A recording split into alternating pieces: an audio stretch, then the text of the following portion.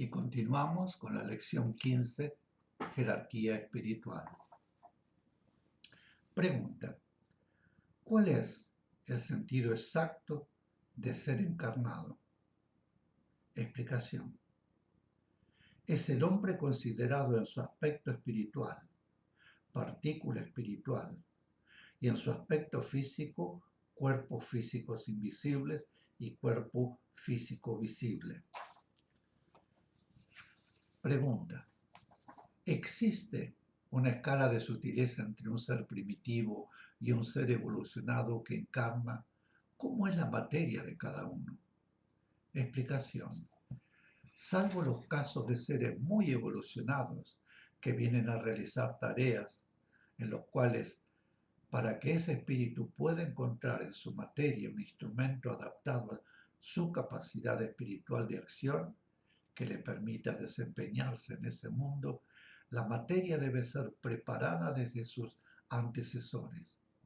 En general, la materia no difiere mucho de uno a otro, porque se conforma de acuerdo con el medio en el cual el ser deberá actuar. La diferencia está en los centros de contacto del espíritu con la materia, centros que le permitirán la acción con esa materia, según lo que corresponde a la tarea que debe realizar y lo que necesita en el medio en que deberá actuar. En cuanto a mayor o menor sutileza, hay muy pocas diferencias en las materias, salvo que la materia preparada para un ser muy evolucionado es muy sensible, pero la real diferencia está en los centros de contacto. El ser más evolucionado tiene, porque los necesita, los cuerpos físicos invisibles, constituidos por sustancias de los planos, más sutiles que el común.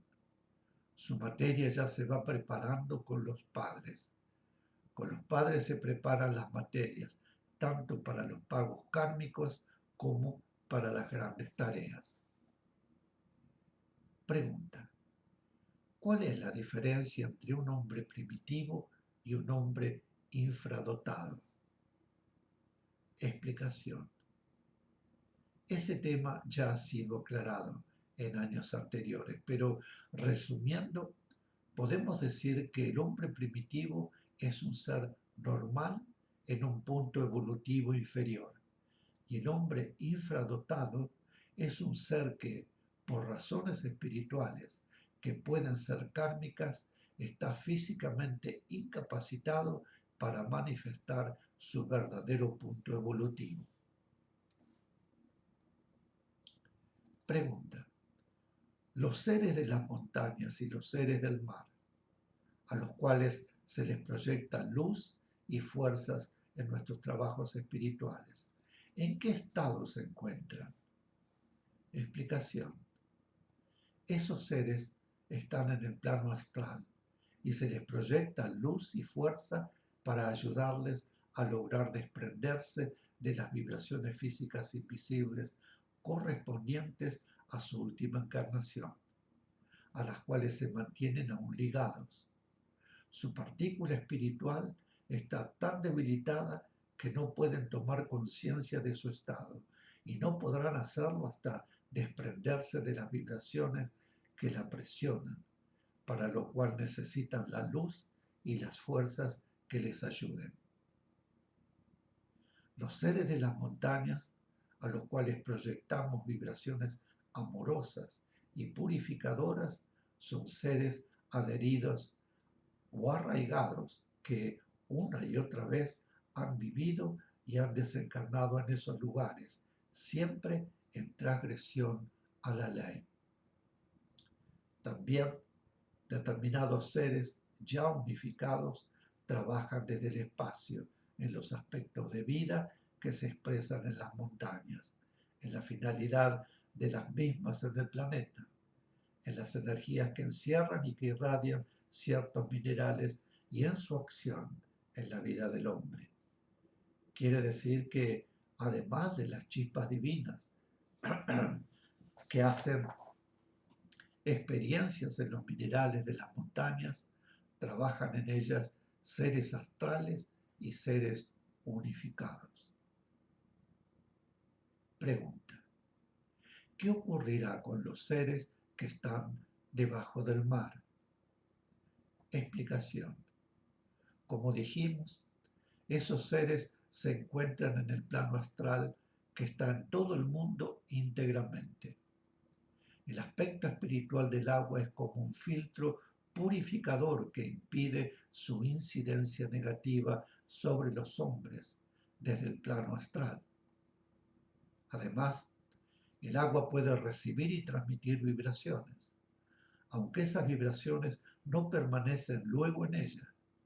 Rodea a esos seres y les forma una especie de bloqueo que impide el contacto de sus proyecciones mentales, emocionales y sensoriales con los seres encarnados en la Tierra, es decir, que los aísla. Pregunta: ¿hay seres creados para guiar?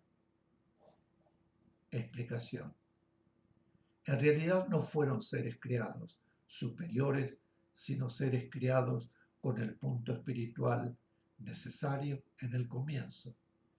Digamos, porque a ello no puede alcanzar la mente humana para comprender con exactitud, con la tarea de guiar la evolución de los futuros seres nacidos en aquel momento de la creación.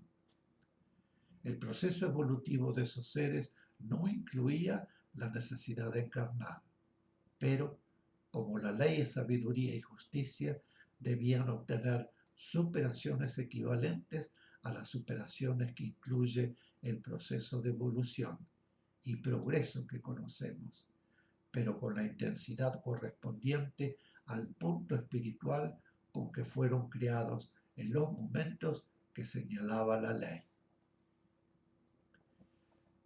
Empleamos la denominación de ángeles, arcángeles, serafines, querubines, como una representación de forma para un estado de evolución espiritual superior al de los humanos y en consecuencia jerárquicamente capacitados para ayudarlos y guiarlos.